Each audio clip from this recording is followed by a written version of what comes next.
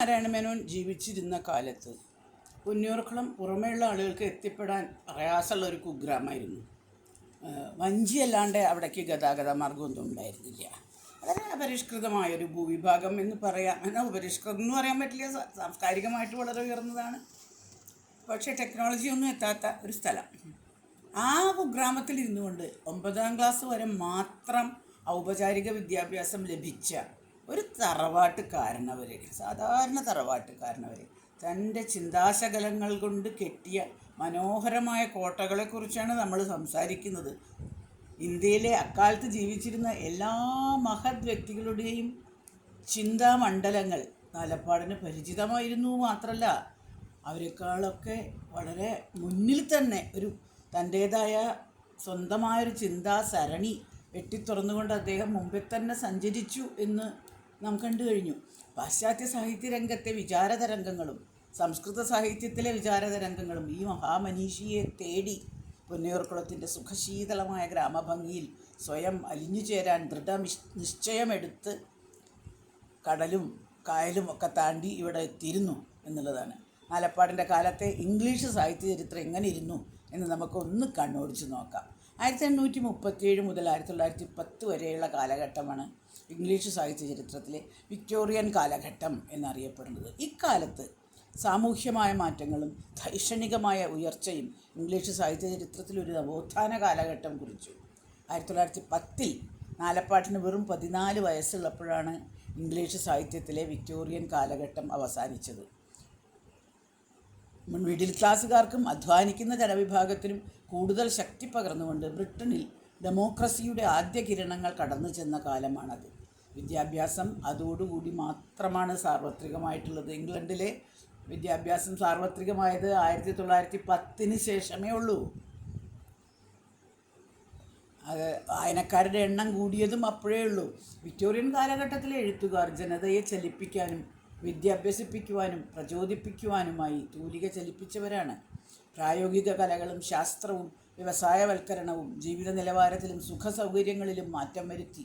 ഭൗതികതയ്ക്കും മാറുന്ന മൂല്യങ്ങൾക്കും എതിരായി പ്രതിഷേധസ്വരമൊന്നും ഉയർത്താതെ ഒറ്റ വിക്ടോറിയൻ എഴുത്തുകാരനും അക്കാലത്തുണ്ടായിരുന്നില്ല. എല്ലാവരും പ്രതിഷേധസ്വരം ഉള്ളവരാണ്.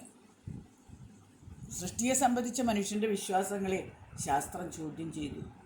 ബൈബിളിന് നേരെയും പഴയ വിശ്വാസങ്ങൾക്കെതിരെയും ഉയർന്ന ശരങ്ങൾ യാഥാസ്ഥിതികരെ ചൊടിപ്പിച്ചു.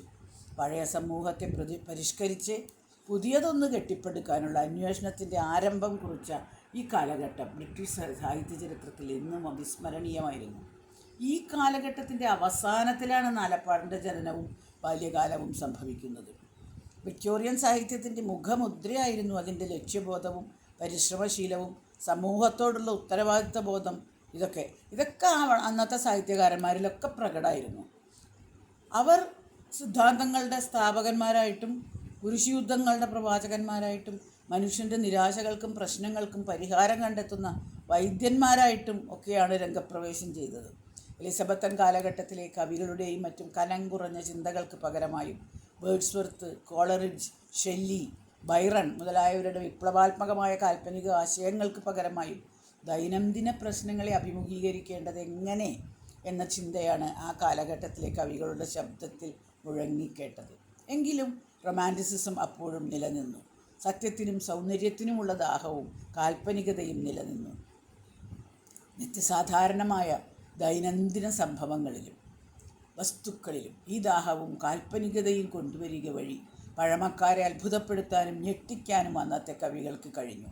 വിക്ടോറിയൻ റൊമാൻറ്റിസിസത്തിൻ്റെ ഈ മനോഹാരിതയെ തകിടം മറിച്ചുകൊണ്ട് പുരോഗമനാത്മകമായ റിയലിസം മറുവാതിലിലൂടെ പ്രവേശിച്ചു. സാമൂഹ്യ പ്രശ്നങ്ങളെ കൈകാര്യം ചെയ്യുന്ന നോവലുകളുണ്ടായി.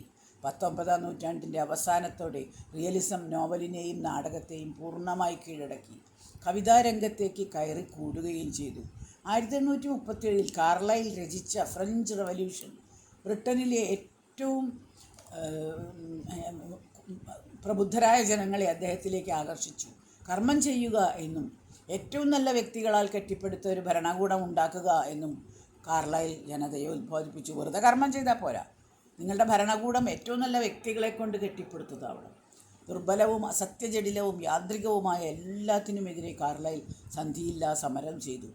ജീവിതത്തിലെ ആത്മാർത്ഥതയെ നശിപ്പിക്കുന്ന എല്ലാത്തിനുമെതിരെ അദ്ദേഹം സാൻഡോർ റിസാർട്ടസ് എന്ന ഗ്രന്ഥം എഴുതി.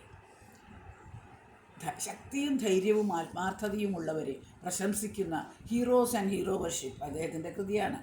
നർമ്മബോധത്തോടും കരുണരസത്തോടും ആത്മിത്വത്തോടും കാൽപ്പനികതയുടെ ഉന്നത ഭാവങ്ങളോടും കൂടി രചിക്കപ്പെട്ട കാർലൈലിൻ്റെ കൃതികളിൽ സൃഷ്ടിന്മകവും സംഹാരോന്മുഖവുമായ 2 പ്രവണതകളുണ്ട്. ഈ തുന്നൽക്കാരനെ വീണ്ടും തുന്നുക എന്നാണ് സാർട്ടോർ റിസാർട്ടസ് എന്ന വാക്കിനർത്ഥം. ഇതിനെ ഒരു തുണി ഫിലോസഫി എന്ന് പറയാറുണ്ട്. അല്പ എക്സെൻട്രിക്കായ ഒരു ഏകാഗിയായ ജർമ്മൻ പണ്ഡിതൻ്റെ ജീവിത ദൗത്യമാണ് അതിലെ പ്രതിപാദ്യം. അദ്ദേഹത്തിൻ്റെ തത്വങ്ങൾ ഇലകളിൽ എഴുതി അടുക്കും ചിട്ടയും ഇല്ലാതെ 12 സഞ്ചികളിൽ ഇട്ടിരിക്കുകയാണ്. ഈ 12 സഞ്ചികളിൽ രാശിചക്രത്തിൻ്റെ അടയാളം പതിച്ചിട്ടുണ്ട്. ഈ ഇലകളെ അടുക്കി ചിട്ടയാക്കി വയ്ക്കുന്ന ഒരു എഡിറ്ററായിട്ടാണ് അവിടെ കവി ആ പുസ്തകത്തിൽ പ്രത്യക്ഷപ്പെടുന്നത്. അത് സമൂഹത്തിൻ്റെ നാട്യങ്ങളോടുള്ള ഒരു പുച്ഛച്ചിരിയുണ്ട് കവിയുടെ മുഖത്ത്. ജീർണവസ്ത്രങ്ങൾ ഉപേക്ഷിക്കാതെ മുറുക്കി പിടിക്കുന്ന സമൂഹത്തിൻ്റെ ആചാരങ്ങൾക്കെതിരെ വിമർശനമുണ്ട്. മെക്കാനിക്കലായ മതം, വിദ്യാഭ്യാസം, മെക്കാനിക്കലായ ജീവിതം, സർവവും യാന്ത്രികമാവുന്നു. അതിനെതിരെ ശബ്ദിക്കുന്ന കവി വ്യംഗ്യമായി ഈ പ്രപഞ്ചത്തെ മുഴുവൻ ഒരു മിസ്റ്റിക് ദർശനത്തിലൂടെ നമ്മുടെ മുമ്പിൽ അവതരിപ്പിക്കുന്നു. കാലവും ദേശവും പ്രപഞ്ചാത്മാവിനെ തങ്ങളുടെ ജീർണവസ്ത്രത്തിൽ പൊതിഞ്ഞു മൂടി വച്ചിരിക്കുകയാണ്. അത് വലിച്ചെറിയാതെ ദർശനം സാധ്യമല്ല. സർവചരാചരങ്ങളും ഈശ്വരനെ മൂടിയ വസ്ത്രം മാത്രമാണ്. കാലത്തിൻ്റെ ശബ്ദിക്കുന്ന തറിക്ക് മുന്നിലിരുന്ന് ഈശ്വരൻ്റെ സജീവ വസ്ത്രം തുന്നുന്ന നെയ്ത്തുകാരനാണ് കവി താൻ എന്ന് ഫോസ്റ്റിൽ ഗേഥയും പറഞ്ഞിട്ടുണ്ട്. എങ്കിലും കാർലൈലിനെ വിക്ടോറിയൻ കാലഘട്ടത്തിൻ്റെ പ്രതിനിധിയായി അന്നത്തെ ബ്രിട്ടീഷ് സാഹിത്യകാരന്മാരോ നിരൂപകന്മാരോ അന്ന് കരുതിയിരുന്നില്ല. ആ സ്ഥാനം ലഭിച്ചത് 1809 ജനിച്ച ആൽഫ്രഡ് ടെന്നിസണാണ്. ടെന്നിസൺ ഒരു വികാരിയുടെ മകനായിരുന്നു. അദ്ദേഹം ഇംഗ്ലണ്ടിലെ യാഥാസ്ഥിതിക വിഭാഗത്തിൻ്റെ കൂടെയാണ് നിന്നത്. ഭൂവുടമയും വികാരിയുടെ പുത്രനുമാണല്ലോ, അപ്പോൾ അതങ്ങനെയാണ് നിന്നത്. 1836 അദ്ദേഹം കാർലൈലുമായി പരിചയപ്പെട്ടു. പക്ഷേ കാർലൈലിൻ്റെ സിദ്ധാന്തങ്ങൾ അദ്ദേഹത്തെ വളരെയധികം സ്വാധീനിച്ചു. 10 വർഷം ആ പുതിയ തത്വശാസ്ത്രവുമായി പരിചയപ്പെടാൻ പഠിച്ചും ചിന്തിച്ചും ടെന്നിസൺ കഴിച്ചുകൂട്ടി. 1842 ടെന്നിസൺ പുതിയ 2 പുസ്തകം രചിച്ചു. ഒന്ന് സ്ത്രീ വിദ്യാഭ്യാസത്തെക്കുറിച്ച് പരാമർശിക്കുന്ന ദ പ്രിൻസസ് എന്ന ഗ്രന്ഥം. പിന്നെ 1850 ഇൻ മെമ്മോറിയം, അത് കവിതയാണ്. 1833 മരിച്ചുപോയ തൻ്റെ ബാല്യകാല സുഹൃത്തായ ആർതർ ഹല്ലാമിനെ കുറിച്ച് അദ്ദേഹം രചിച്ച ഇൻ മെമ്മോറിയം, അതൊരു ശ്രദ്ധേയമായ കവിതയായിരുന്നു. 17 വർഷക്കാലത്തിനിടയ്ക്ക് അദ്ദേഹം ആർതർ ഹല്ലാമിനെ കുറിച്ച് പലപ്പോഴായി എഴുതി വെച്ച 131 ലിറിക്കുകൾ കൂട്ടിച്ചേർത്ത് സമാഹരിച്ച ഒരു ഗ്രന്ഥമാണിത്. അതാദ്യമായിട്ട് ആത്മാവിൻ്റെ അമൃതത്വത്തെക്കുറിച്ച് ഇംഗ്ലീഷ് സാഹിത്യ ചരിത്രത്തിലെ വികാരഭരിതമായ ഒരു വിചാരധാരയിലൂടെ അന്വേഷണം നടത്തി. ഇമ്മോർട്ടാലിറ്റി ഓഫ് ദ സോൾ, ആത്മാവിൻ്റെ അമൃതത്വം തേടിയ അന്വേഷണം ഭാരതത്തിൻ്റെ മണ്ണിനൊരു പുതിയ അനുഭവമല്ല. വളരെ കാലം മുമ്പേ ഉള്ളൊരു പഴയ വിചാരധാരയാണത്. പക്ഷേ ഇംഗ്ലണ്ടിൻ്റെ മണ്ണിന് അത് എന്നും ഒരു പുതുമയായിരുന്നു. അതൊരിക്കലും അവർക്ക് ഒരു പഴയ സാധനമായിരുന്നില്ല. അതുകൊണ്ട് ആൽഫ്രഡ് ടെന്നിസൺ ഏറെ കാവ്യാത്മകതയൊന്നും അവകാശപ്പെടാനില്ലാത്ത ഈ കാവ്യം കൊണ്ട് തന്നെ ഇംഗ്ലീഷ് സാഹിത്യത്തിൽ ലബ്ധപ്രതിഷ്ഠനായി, ശ്രദ്ധേയനായി. 1850 വേർഡ്സ്വർത്ത് അന്തരിച്ചപ്പോൾ പോയറ്റ് ലോറിയേറ്റ് എന്ന പദവി ടെന്നിസന് നേടിക്കൊടുത്തതും ഈ കവിതയാണ്.